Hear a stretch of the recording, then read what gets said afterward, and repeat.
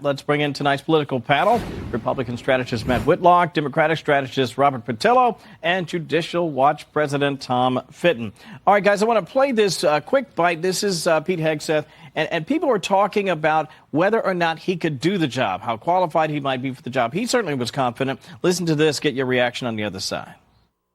We won World War II with 7 four-star generals.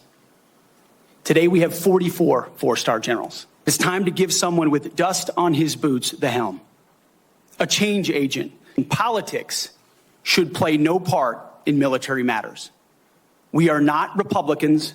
We are not Democrats. We are American warriors. Indeed, you have to give the guy credit. He has done his time in war theaters, and he is now the new defense secretary. How surprised, if at all, are you, Matt? I'm not surprised. I think Pete really put this confirmation process on his back when he stood up to a lot of the attacks that came against him. He refocused his entire confirmation through his meetings with senators and through his hearing on the warfighter ethos. He said, I'm going to be a different kind of defense secretary. After 4 years of no accountability, particularly in the fall of Afghanistan and everything that went wrong there, the fact that nobody was ever fired after the absolute tragedy that we saw unfold there, I think it really paved the way for Pete to come in and say, I will be a change agent to fix this. And just congratulations to Pete, to Jen, to the Hegseth family. This is a really great night for them. He worked hard for this, and I actually think it's going to be a refreshing change for that institution that hasn't passed an audit in 7 or 8 years. Well, I got to tell you, he really certainly went through it throughout the process, Robert. Just a few things. First of all, a few defections. No surprise, Murkowski, Collins, and McConnell. Again, that doesn't surprise most people. I know that you predicted he'd probably get over the finish line, 50-50, and indeed that's exactly what happened. I do want to share this. This is Eric Trump talking about the former Senate Majority Leader Mitch McConnell. Very interesting and succinctly, he said this online, the worst. What say you? I think we have to get out of this place of having hegemony with the parties. We have to get back to a place of bipartisanism.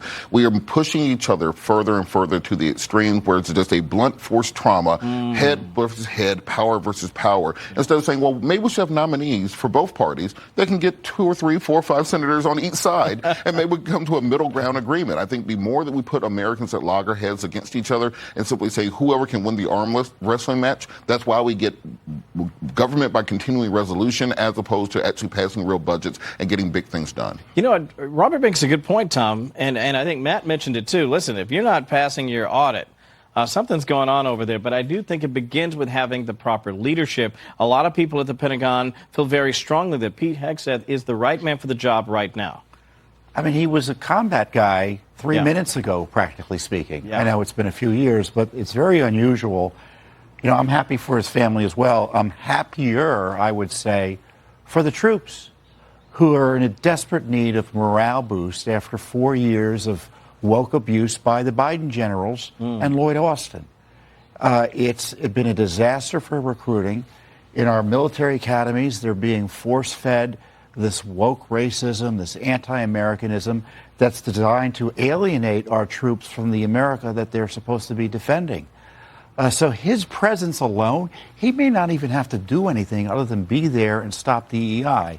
Now, there are significant defense challenges, but he's thought long and hard about these issues as much as any of the so-called senior graybeards here in town that we all have placed in the Defense Department before that have really failed the American people time and time again. I'm going to give you another bite at that apple, and I'll ask the other guys, too, what should be his number one priority as he moves into this position at a particularly precarious time for this country? Eliminate DEI, fire the Obama-Biden generals that have ruined our military in large measure, and obviously get a feel for where we are in terms of defense capabilities and make sure that the money that's being spent is being spent well and that we're able to protect America when push comes to shove. Robert, number one priority, maybe the top two?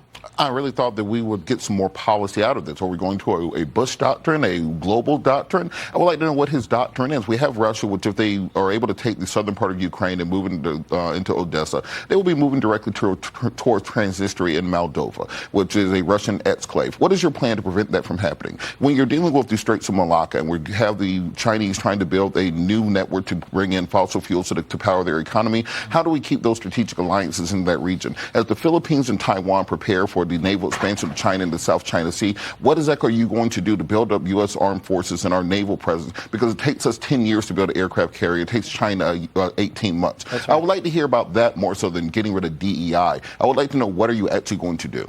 Might be a pretty good interrogator on Capitol Hill. Were you over and I had a chance to do that? Matt, your first priority and maybe the first top two. I would say restoring strength. I think that comes both in terms of capabilities. As Senator Blackburn talked about earlier, we face a genuine axis of evil with China, with Russia, with Iran, brewing tumult in the Middle East. I think that part of restoring is very important, but also the morale piece with DEI, that's something that came up quite a bit in Pete's confirmation hearing with the, I believe it was Senator Gillibrand, talking about Pete's attacks on women in the military. And he reframed it to say, I don't have an issue with women serving in the military. I have an issue with the standards that were lowered. And that lowering of standards actually hurt morale for so many of our units because the standards are lower, unit cohesion is lower. And so I do think that DEI and qualification, that merit factor will help restore a lot of the morale for our soldiers. So that double sort of two-track rebuilding process, I think, will be really important. Yeah, I think it's going to be big, too. And I think recruiting is something that we've all talked about individually. I think it has to be a major priority for not just the defense secretary, but broadly for the armed forces. And I think the leap toward more technology. The world is changing like that, and it can't be, let's go back to the old days of the old Pentagon. This has to be a brand new Pentagon and a brand new way to lead it. Gentlemen, great to have you with us as always. Appreciate that. There, Matt, Robert, and Tom.